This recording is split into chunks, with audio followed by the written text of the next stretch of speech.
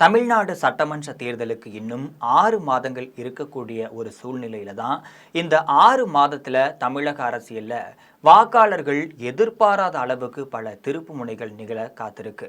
இதுல அண்ணாமலையும் டிடிவி தினகரனும் சேர்ந்து மிகப்பெரிய சதி திட்டத்தையும் வகுத்திருக்கார்கள் என்று அதிர்ச்சி தகவலானது வெளியே கசிஞ்சிருக்கு.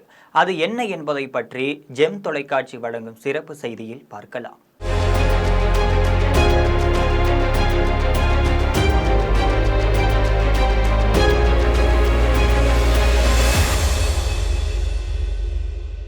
வரலாறு காணாத வகையில் இந்த முறை சட்டமன்ற தேர்தல் மிகப்பெரிய அளவில் சூடுபிடிக்க தொடங்கியிருக்கு. இதற்கு காரணம் என்னன்னு கேட்டிங்கன்னா, திமுகவை பொறுத்த வரையில் வெற்றி பெற்றால்தான் தனது வாரிசான உதயநிதி ஸ்டாலினை அடுத்த முறை முதலமைச்சராக முடியும் என்பது திமுகவின் நிலையாகவே இருந்து வருகிறது.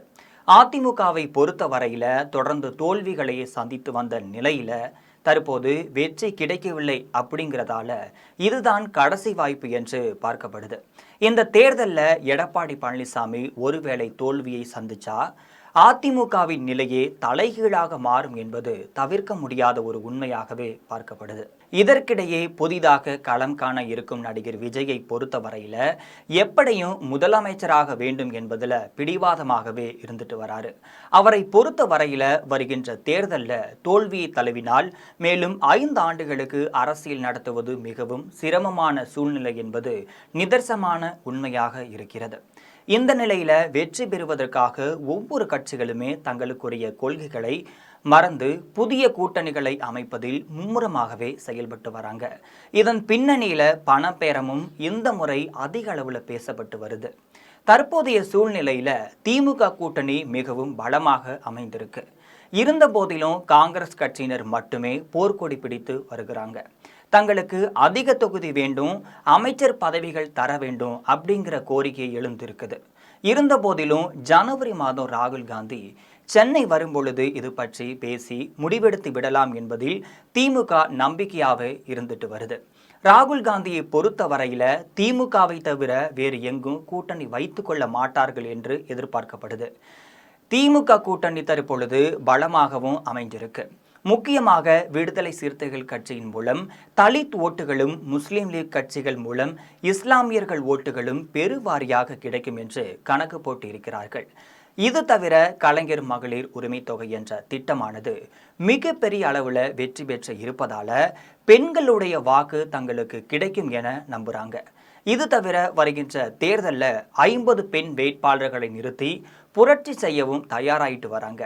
திமுகவை பொறுத்த வரையில அதிமுகவை உடைக்க வேண்டும் அப்படிங்கிறதால அதிமுகவில் இருக்கக்கூடிய முக்கிய தலைவர்களை தங்கள் பக்கம் இழுக்க வேண்டும் என்பது, தேமுதிகவை தங்கள் கூட்டணியுடன் சேர்த்து கொள்ள வேண்டும் என்பது முக்கிய திட்டமாகவே இருக்கிறது.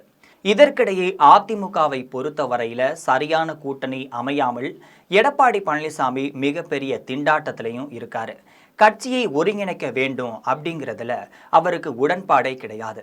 அதே சமயம் கடந்த தேர்தலில் வன்னியர் வாக்குகளை அதிகமாக கொண்ட பாட்டாளி மக்கள் கட்சி தங்கள் கூட்டணியில் இருந்தது தற்போது அன்புமணி தலைமையிலான பாட்டாளி மக்கள் கட்சி பாரதிய ஜனதா கட்சியுடன் கூட்டணி வைக்க இருக்கிறது. இதுல எந்த அளவுக்கு உடன்பாடு ஏற்படும் என்பது தெரியவில்லை. இது தவிர தேமுதிக அதிமுகவுடன் கூட்டணி இல்லை என்ற சூழ்நிலையும் நிலவிட்டு வருது. எனவே வருகின்ற தேர்தலில் அதிமுக, பாஜக, பாமக ஆகியவை தான் கூட்டணியாக அமையும் என்று எதிர்பார்க்கப்படுது.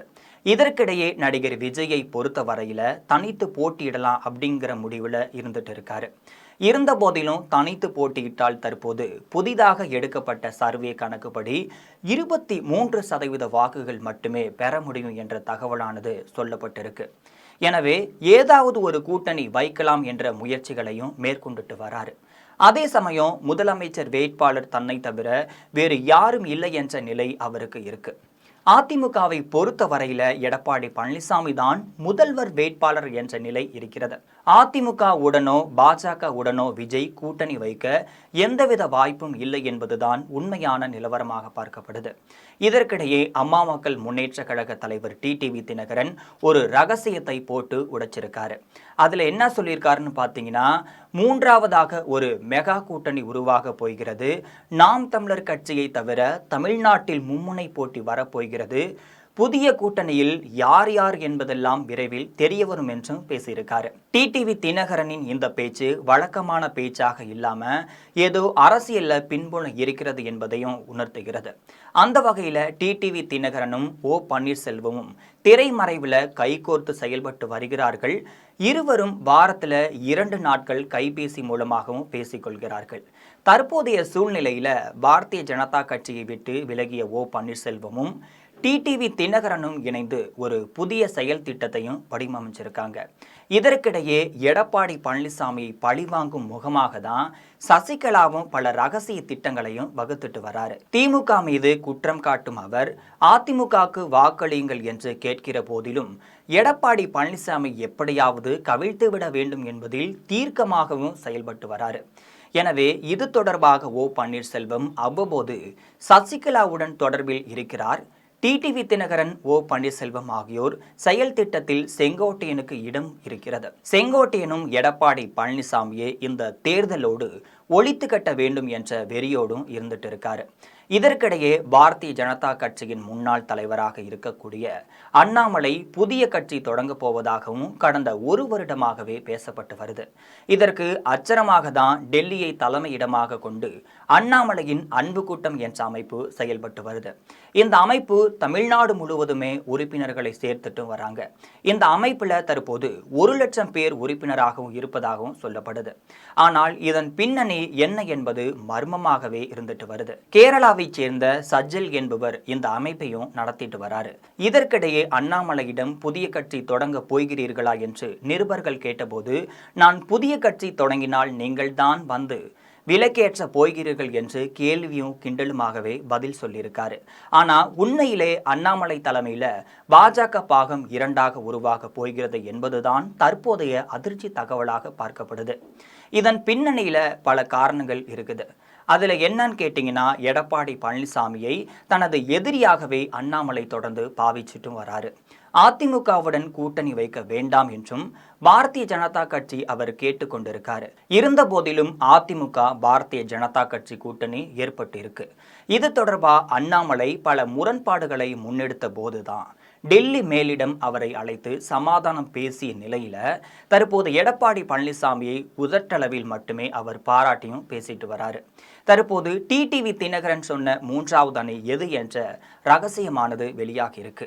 நடிகர் விஜய் அவர்களுடைய தலைமையில் 3வது கூட்டணியானது அமைய இருக்கு. இந்த கூட்டணியில டிடிவி தினகரன் பன்னீர்செல்வம் மட்டுமல்லாமல் அண்ணாமலையும் இணைய போகிறார் என்று தெரிய வந்திருக்கு. தக்க சமயம் வரும்பொழுது இதற்கான அறிவிப்பை அண்ணாமலை வெளியிடலாம் அப்படின்னு தெரிய வந்திருக்கு. தமிழக பாஜகவை பொறுத்த வரையில அண்ணாமலைக்கென தனி மவுசானது இருந்துட்டு வருது. ஏராளமான தொண்டர்களும் அவருக்கு ஆதரவும் தெரிவிச்சிட்டு வராங்க. எனவே இதன் மூலம் 3வது கூட்டணியை பலமாக அமைக்கலாம் என்ற ரகசிய திட்டம் தயாரிக்கப்பட்டிருக்கு.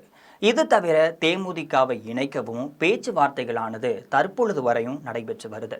ஏற்கனவே தன்னுடன் கூட்டணியில் சேர்பவர்களுக்கு ஆட்சியில் அதிகாரத்தில் பங்கு உண்டு என்று விஜய் அவர்கள் அறிவிச்சிருக்காரு. அந்த வகையில அண்ணாமலைக்கு நம்பர் 1 பதவி தரலான்னு பேசப்படுது.